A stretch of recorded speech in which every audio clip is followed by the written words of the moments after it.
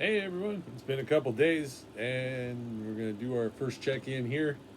See what this all about. We'll do our stretches and talk about current stuff. Um, let's see, we got some Wolfenstein videos put up. That was good. The game is just getting better. There was a big stealth level last time, and then this time much more interesting stuff like a big bombed out, essentially a town or a city in Germany that had been burned, bombed in a big bombing run. As you work your way through that, trying to get to a bomb factory or some kind of factory. I don't know if it was a bomb factory. That might be a little bit too many bombs all around.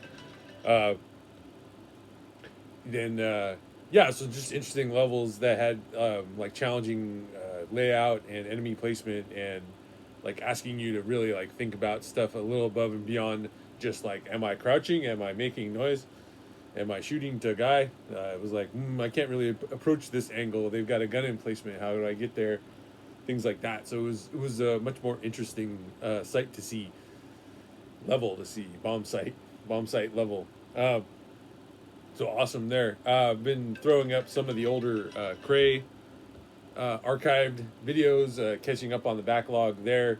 Us going through Halo 4. Yes, 4? 5? Halo 5 it might have been. Whichever, not the most recent one, so 4, I guess. I guess we can't get a copy that Halo 5, I guess, is only on the Xbox, so we don't have that in the Master Chief Collection, which is what we were really, really, really playing through. So that's been pretty good. We've been talking about new series to throw up after Halo. We might do a couple of more throwback retro games. Talking about an older Super Nintendo title called King Arthur's World, which was like a side-scrolling strategy game. Maybe reminds you a little bit of Lemmings, if you know what Lemmings is. Uh, Very small little guys that you help like work their way through a level, except this has more like combat related stuff in it. So pretty interesting title that I don't really hear anybody call back to. Something popped up that made me be like, King Arthur's World, we should throw up footage of that. No one talks about that crap. uh let's see here, stretch that out. Mostly just doing pronation supination stretches like that, just flip-flopping it. um and I'm gonna do the rest of these off camera when we get there. So yeah, some good stuff to upload. Got my first dose of Pfizer yesterday. Went out to Oakland Coliseum.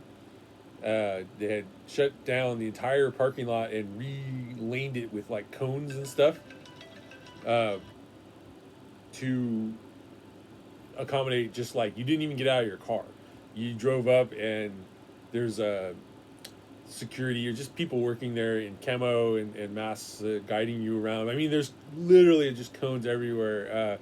It's crazy. I might even make the uh, thumbnail for this video like a picture of the cones just so you guys can see. It's pretty nuts.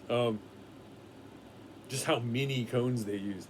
They all very friendly people, very helpful. No problems. You get in and they everyone guides you around. They just check your ID. They make sure you're not allergic to anything that's obvious.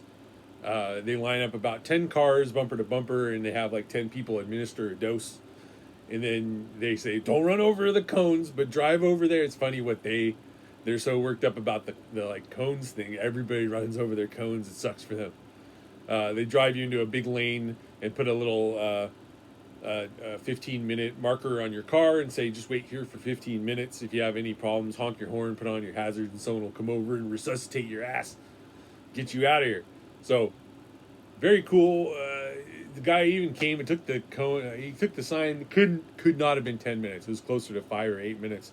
He just came like, you're fine if you need to go. Like, nah, I'll wait out the timer. And they just move you in chunks of cars until you pull out. And then the way things designed, it was like, you want to get on the freeway, or like, like, whoa, you're out of here. So that was really, that was an interesting thing. Like, you're done, and you're out, and you're driving 65 miles an hour home. Go.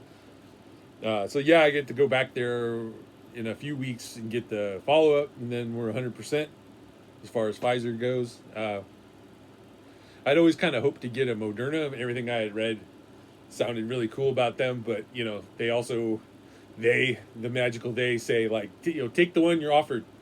You know, don't hold out, don't gamble on being able to get one. The process of getting signed up for one was a bit of a pain in the ass. The myturn.gov website for California is functional but not very featured. So I had signed up for like tell me when there's vaccines and they didn't. I just kept checking it every day and eventually got like in on the Oakland thing. So yeah, pretty good there. I don't know if I can roll it up far enough here. Just a little. It's way up there. There. A little band-aid there. Little flesh color band-aid. Big whoop. Yeah, no reactions, no adverse stuff.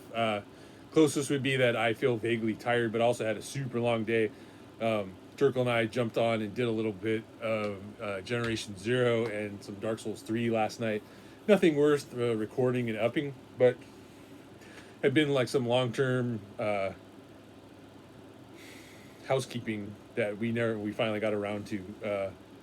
We might throw up a Generation Zero thing. Looking at the DLCs in that game, that would be something that game deserves. It's a fun little game. You know, there's not a ton to it in the long. There's tons of stuff to do, but it's not very deep. It's like a big, shallow lake.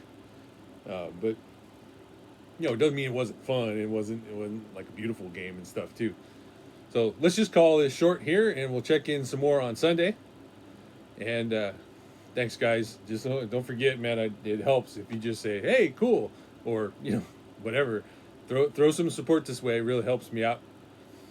But yeah, take care of yourselves.